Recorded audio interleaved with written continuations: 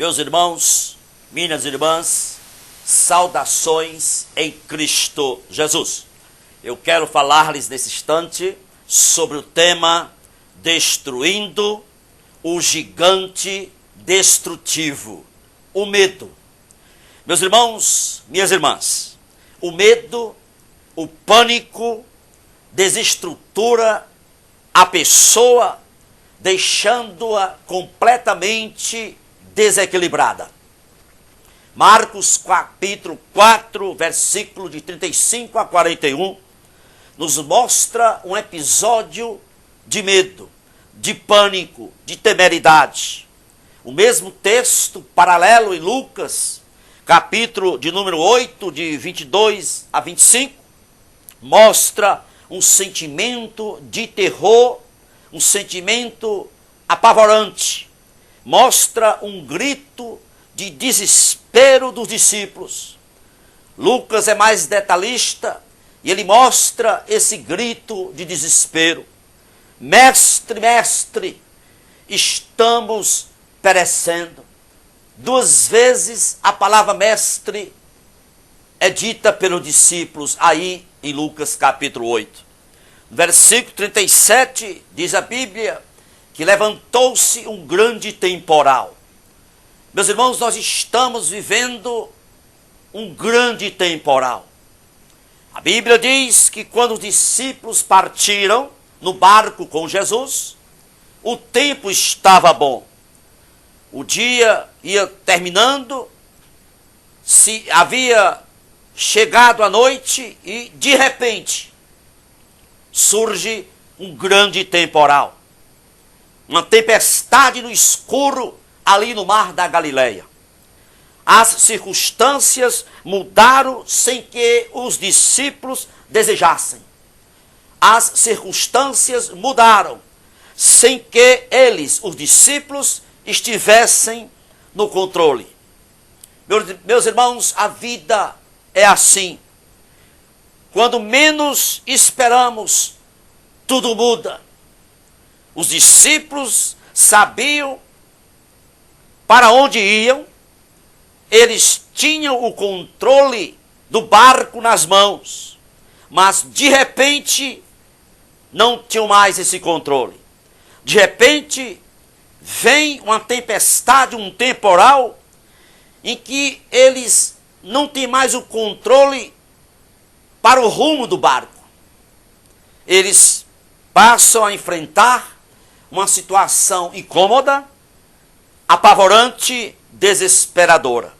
O medo, o pânico surge, meus irmãos, de uma maneira imprevista, imprevisível e ameaçadora. No versículo 38, a palavra de Deus diz, lá em Lucas, que eles gritam desesperado: mestre, mestre, não te se dá que morramos, que perecemos?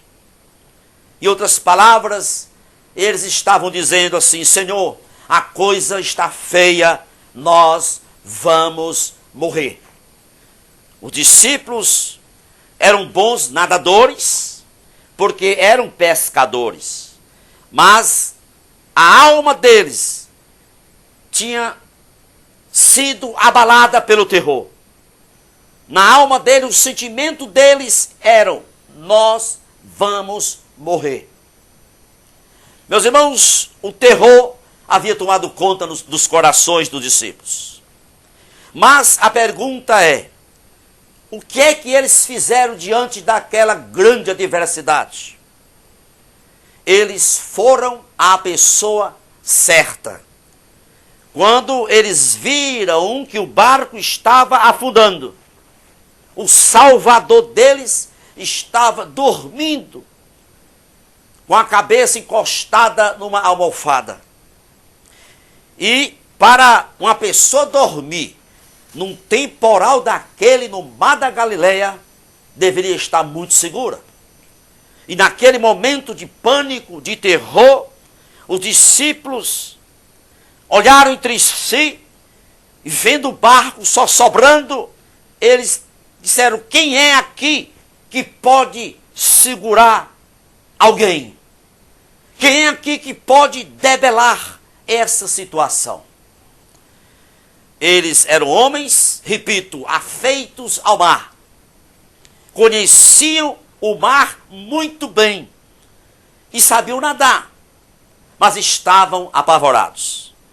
Mas ali naquele barco existia um homem que não era pescador, que não conhecia o mar tão bem como eles, os discípulos, conheciam, mas este homem que dormia com a cabeça numa almofada, ele está lá em 1 João, capítulo 1, versículo 3. Todas as coisas foram feitas por ele, e sem ele nada do que foi feito se fez.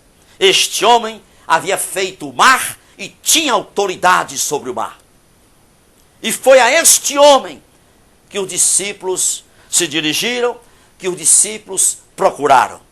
A primeira lição que temos para as nossas vidas, que aprendemos, é que quando o medo, quando o pânico, quando a adversidade grande, enorme chegar, a lição é: procuremos Jesus Cristo. Procure Jesus. Os discípulos despertaram Jesus, o soberano dos reis da terra, o princípio e o fim, o alfa e o ômega. Jesus se levanta e sem blá blá blá, sem discurso extenso, apenas com 4 palavras, ele traz a bonança, ele põe tudo em ordem. Ele diz: mar, cala-te, vento, aquieta-te. 4 palavras. Os discípulos ali fazem uma pergunta: quem é este? Quem é este que o vento e o mar lhe obedecem? Naquele momento, essa pergunta não foi respondida por Jesus. Essa pergunta foi respondida lá no Gólgota, lá no Calvário, por um pagão que disse: verdadeiramente, este homem é filho de Deus. É importante, irmãos, ressaltar que Jesus, ali naquela situação ameaçadora, que os discípulos estavam ali apavorados, é importante dizer que Jesus não se dirige aos discípulos, ele se dirige ao vento e ao mar. Ele, Jesus, não vai ao medo, não vai ao pânico, ele vai às causas do medo, às causas do pânico. O que é que estava causando o medo? O vento e o mar. Jesus não fala com os discípulos, ele fala com o vento e com o mar. Depois é que Jesus vai falar com os discípulos. Por quê? Porque eles, os discípulos, estavam com a consequência, mas Jesus, ele vai às causas. Aqui está a grandeza de Cristo, aqui está a grandeza do Evangelho, aqui está a grandeza de Jesus. Qual é a causa do medo? Qual era a causa do pânico? É a falta de fé, é a falta de confiança nele, em Cristo.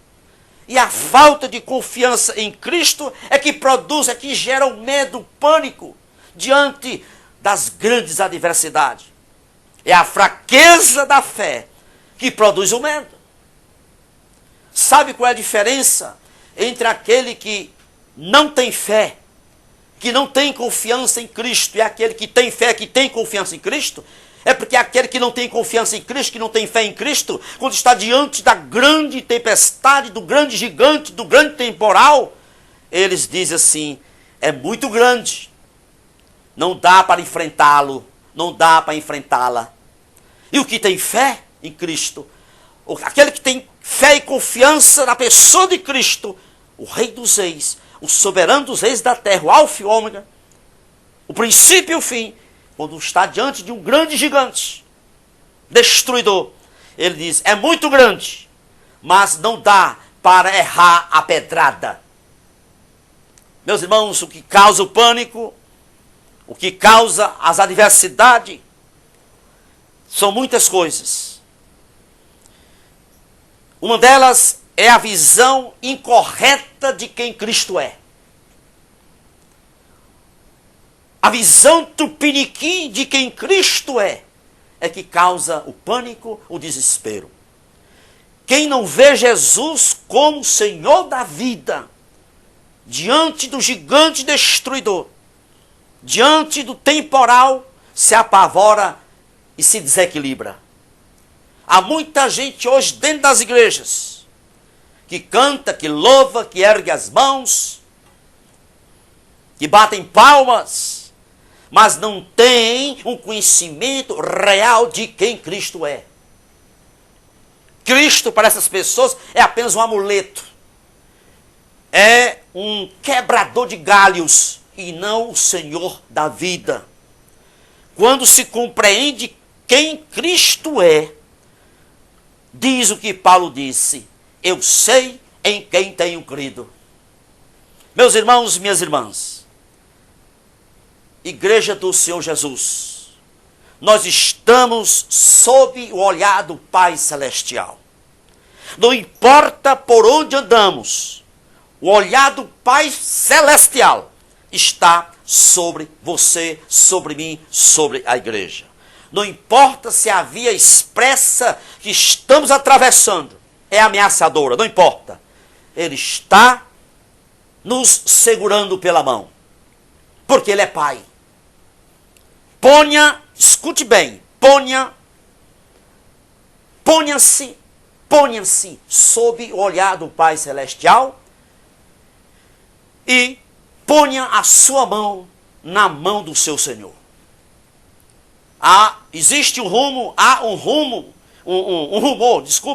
um rumor nas redes sociais, dizendo que após a pandemia, muitos estarão com doenças mentais e os divãs dos psiquiatras e psicólogos estarão superlotados. Há um rumor nas redes sociais. Há pessoas alardeando na televisão de que após o coronavírus, muitas pessoas precisarão de psicoterapias. Meus amados irmãos, minhas irmãs, muitos estão dizendo que o que vai tomar conta, a doença que vai tomar conta do mundo é a síndrome do pânico. A síndrome do pânico será a doença universal. Eu digo, pode até ser, mas Cristo é o remédio universal. Crente não precisa de psicólogo. Crente não precisa de psiquiatra, de psicoterapias, de terapias. Sabe por quê? Porque a nossa fé está colocada em Cristo, naquele que diante de um temporal dorme tranquilo, com a cabeça numa almofada. A nossa fé está em Cristo, e Cristo é a nossa segurança quando colocamos a fé nele. O Salmo 27:3 diz: para que terapia melhor do que essa? Ainda que um exército se acampe contra mim, o meu coração não temerá. Ainda que a guerra se levante contra mim, conservarei a minha confiança nele. A lei do Senhor é perfeita e refrigera a alma. Para que terapia melhor que essa? O crente não precisa. O crente precisa ruminar a palavra, viver a palavra, andar com a palavra, confiar naquele que diante da tempestade dorme com a cabeça numa almofada. Meus amados irmãos, minhas irmãs, tenhamos fé em Deus para podermos destruir o gigante destruidor que está aí. O medo, o pânico. Que Deus vos abençoe, rica e abundantemente. É o meu desejo para você e toda a sua família. Louvado seja o nome de Jesus. Amém.